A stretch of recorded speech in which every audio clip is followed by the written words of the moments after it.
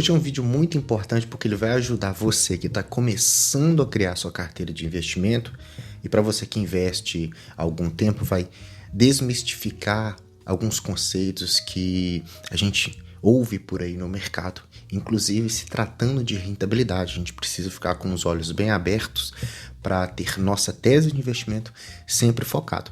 E são coisas que eu decidi dizer porque, com os anos aprendendo a investir aqui, analisando as empresas todos os dias, vendo todas essas questões da renda variável, aplicando comigo, eu pude criar alguns tópicos que, se eu tivesse começado uma carteira de investimento lá no passado, talvez alguns erros eu não cometeria. E passar isso para vocês eu fico bastante feliz, porque já vai ali estreitar o caminho de vocês de uma maneira bastante prática. E o primeiro ponto que a gente tem que entender é que investir em ações é investir em um ativo que ele tem uma certa volatilidade, os preços ondulam, e com isso a gente pode ficar meio confuso sobre a questão de rentabilidade. Afinal de contas, quando você escolhe retirar parte do seu dinheiro para colocar em um ativo que vai render, você sempre vai fazer uma comparação entre o que rende mais, qual que é o melhor tipo de aplicação, onde que eu estou decidindo colocar o meu dinheiro ali, qual que é aquela rentabilidade que eu estou esperando que aconteça, e com isso a gente tem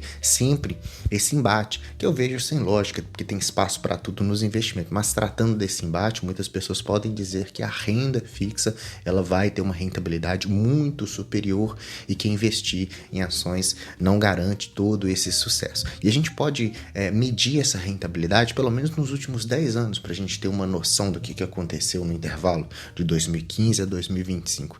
Quem investiu em ações, quem investiu no CDI ou no próprio CDB, que reflete o CDI, né? Quem que investiu também na própria poupança ou quem investiu ali no Tesouro, o IPCA+, qual que teve essa maior rentabilidade? Quando a gente joga isso, pessoal, numa janela de 10 anos para ver o que realmente valeu a pena, nós temos que realmente, quem investiu no IMAB, que é aquele Tesouro IPCA+, que a gente costuma ver no site do Tesouro Direto, que é a parte da renda fixa, teve uma rentabilidade de 166%. A média do mercado de ações, 144%, ou seja, ficou um pouco para trás, mas venceu do CDI, venceu da própria poupança e venceu da nossa inflação. Então, nesse ranking médio, quem investiu na renda fixa ganhou das ações, mas quem investiu em ações ganhou da inflação, ganhou da poupança e ganhou do próprio CDI. Porém, um ponto que muita gente não leva em consideração, que nós devemos levar, é que quando você faz os investimentos em renda fixa,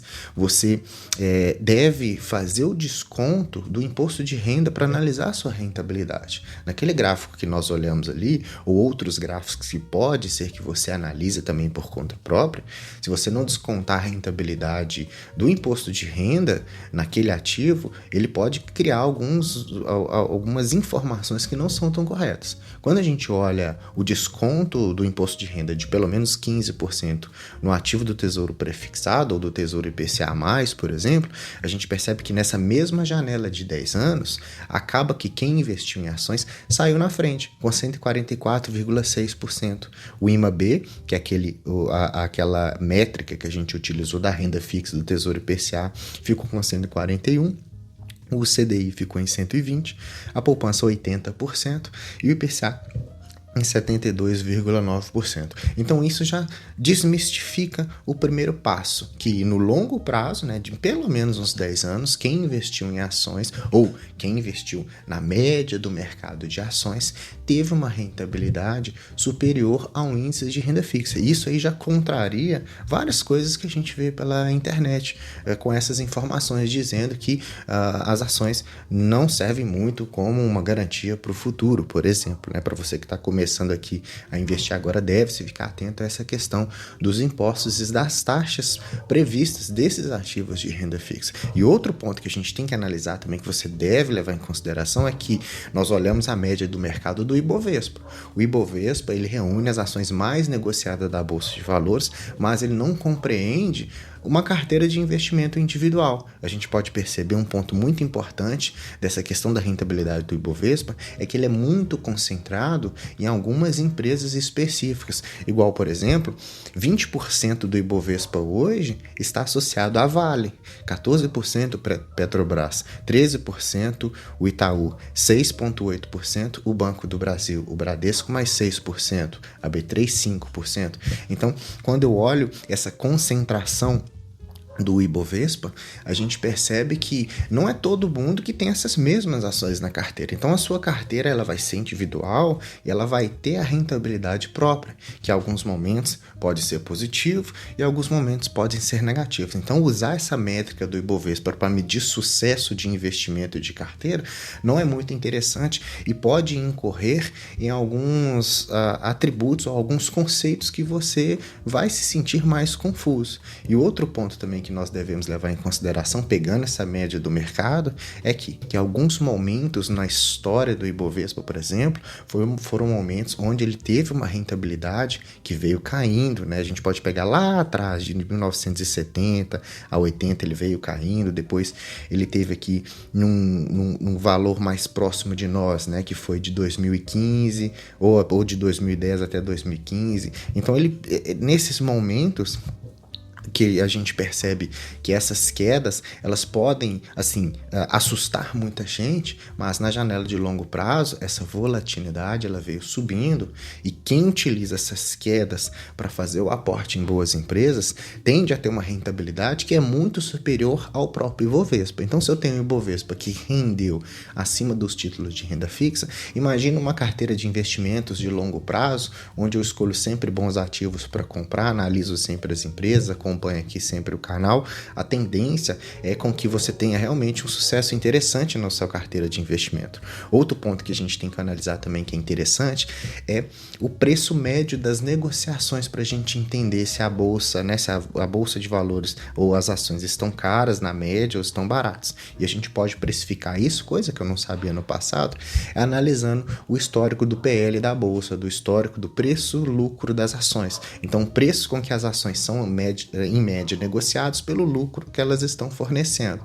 Hoje, a gente olha por esse site aqui, que o link está aqui na tela para você analisar também, a gente percebe que a média do mercado é um PL de 10,9 e hoje nós estamos caminhando para um PL de 9,3. Então, observa que teve momentos aqui, ó, em 2022, 2023, onde a bolsa estava extremamente descontada, que é um termo que a gente utiliza para analisar um preço mais atrativo, e quem investe nessas janelas mais pessimistas, hoje está com uma carteira muito mais positiva, dependendo do ativo com que você está ali inserindo na sua carteira de investimento também, que é um ponto muito importante que nós vamos olhar aqui hoje. Então, analisar a média de preço da bolsa vai conseguir fazer com que você direcione melhor os seus ativos, ora renda fixa, ora renda variável, ora fundos imobiliários, fiagros. Então, você manter essa estratégia de investimento sempre fixada nos seus objetivos vai te trazer muito mais segurança na hora de investir. E um exemplo prático que eu posso trazer para vocês aqui é a própria carteira do canal, onde a gente investe em média de 50 a 100 reais toda semana em ações e fundos imobiliários e renda fixa.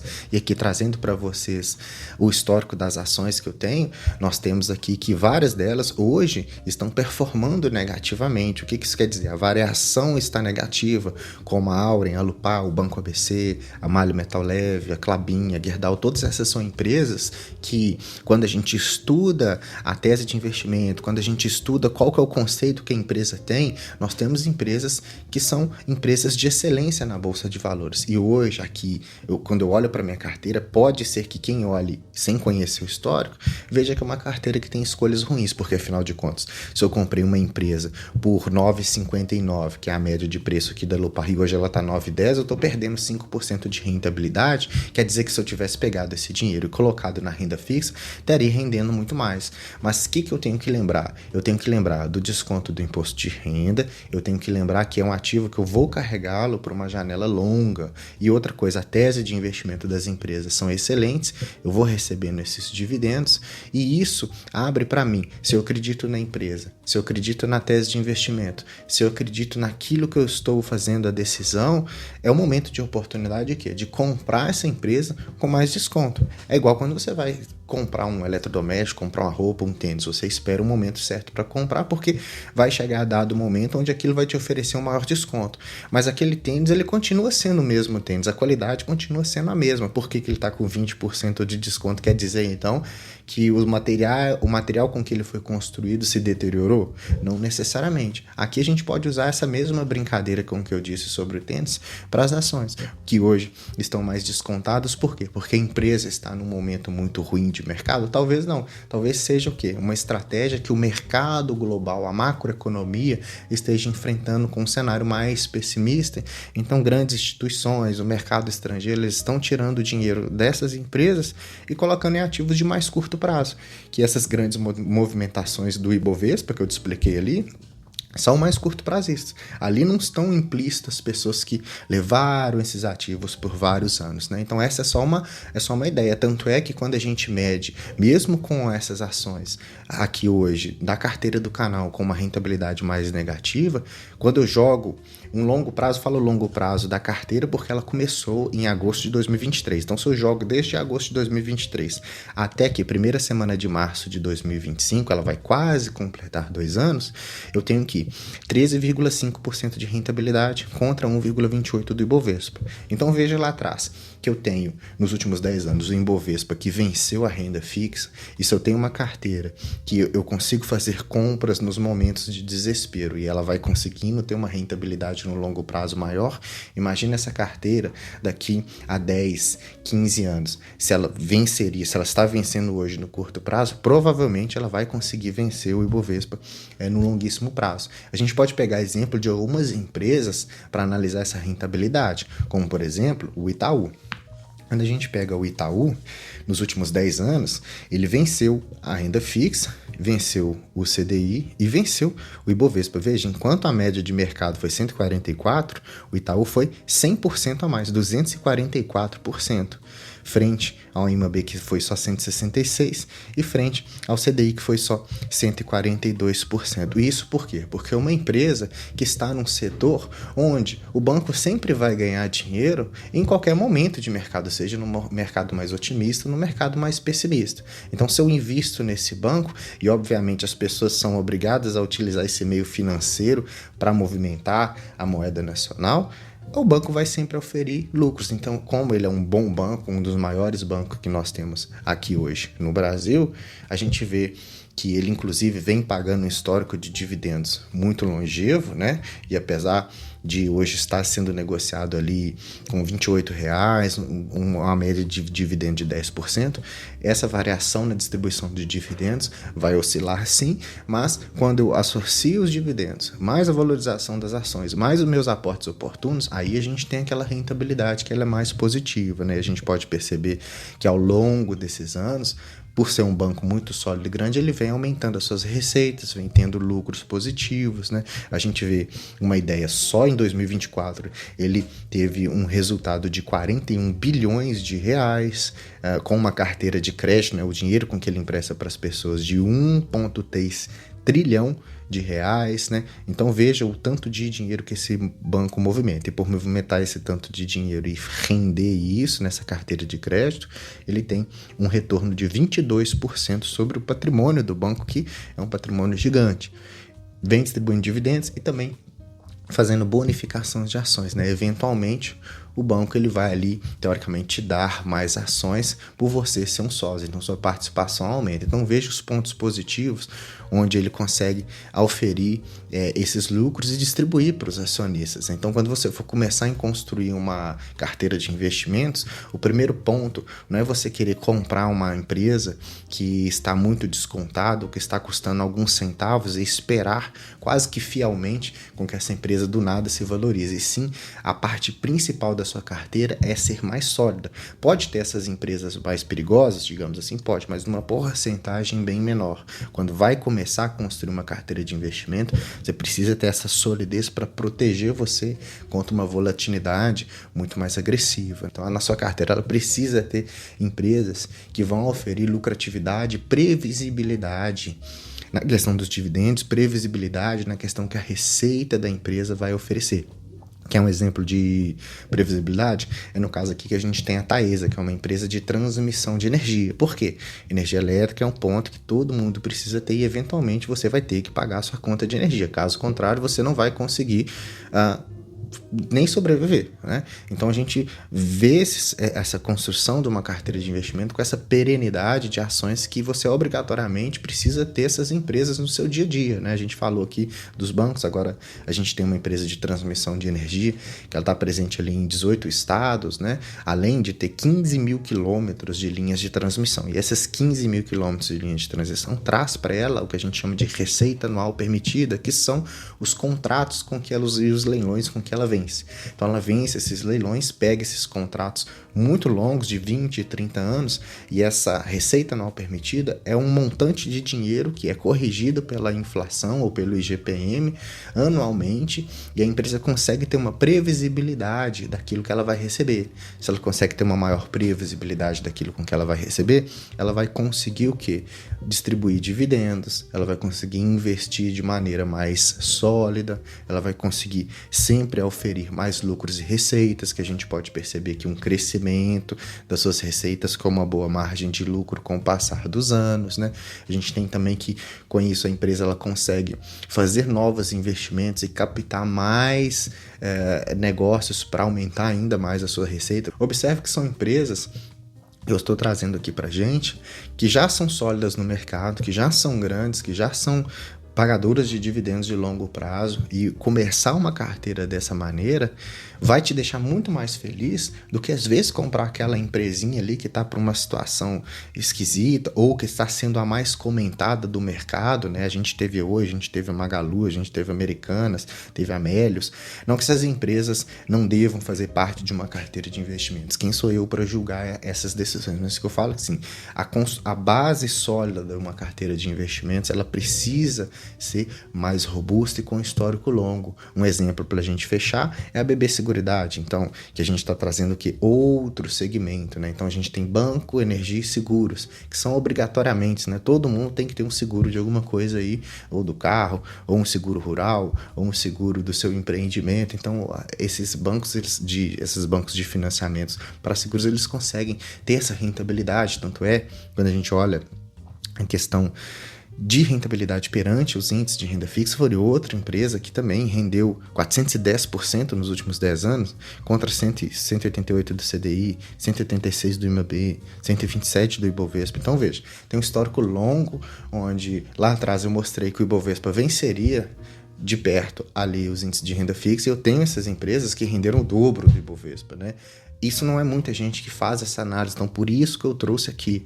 BB Seguridade paga dividendos também de forma mais longeva, dividendos bons, dividendos que são saudáveis para a própria empresa, né? Hoje, nos últimos 12 meses, quase 10%, então isso traz um fluxo de capital importante dentro da sua carteira de investimentos, porque você vai pegar esses dividendos, vai comprar novas ações, fazer os seus aportes, receber mais dividendos e comprar mais novas ações e girar essa bola de neve. E o que eu gosto da BB Seguridade é que ela tem esses 4 braços aí de seguros, né, que são a Brasil Seg, que é o seguro de vida, prestamista, habitacional, seguro mais misto, né, rural, agrícola, tem também a parte de previdência, a parte de capitalização, os planos odontológicos, tudo isso vai oferindo lucros para empresas, lucros esses que só em 2024 foi 8,2 bilhões de reais em lucro gerencial, com crescimento em quase todas as suas frentes, ainda com queda na sinistralidade, né? Então aumento de rentabilidade, né? Prêmios emitidos aí aumentando, as reservas também aumentando, a arrecadação do título de capitalização também, receitas com corretagem. Então uma empresa que vem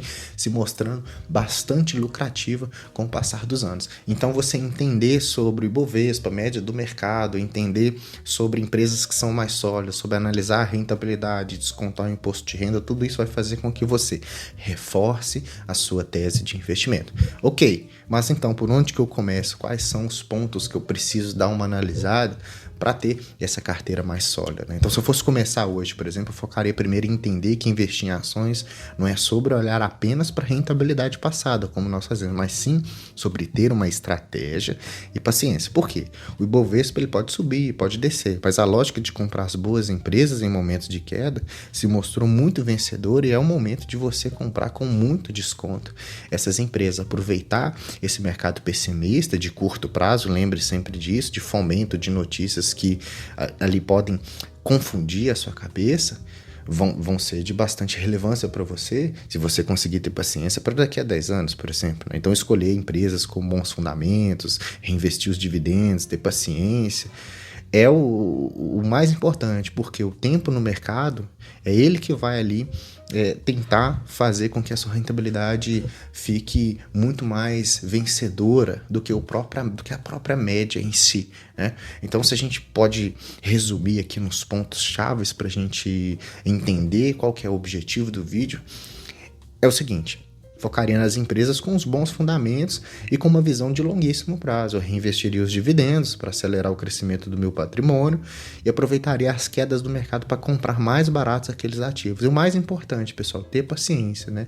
O tempo no mercado é o mais importante do que tentar prever ali esses momentos ou sair fazendo coisas na loucura, tá? Então, eu espero que eu tenha de coração passado ali com toda a honestidade do mundo, os princípios básicos de você começar a investir em ações e o que você precisa pensar, ou para você que já investe, desmistificar alguns conceitos que estão sendo construídos aí com o passar do tempo, porque temos vieses de mercado hoje, temos pessoas que querem aproveitar desses momentos de incerteza para poder ter mais lucratividade em cima das escolhas com que nós fazemos, tá? Espero que você tenha gostado desse vídeo. Se você gostou, deixa like para mim, se inscreva no canal se você não é inscrito, ativando o sininho. Tem vídeo todo dia, cada dia tem um tema diferente, você vai se tornar um investidor cada vez melhor. Deixa para mim no comentário aqui o que você achou dessas empresas que eu trouxe aqui, Itaú, Taesa e BB Seguridade. Fazem parte da sua carteira? Você planeja ter uma carteira de longo prazo? Conversa comigo nos comentários que eu vou adorar te responder. Eu sempre respondo todos os comentários. E hoje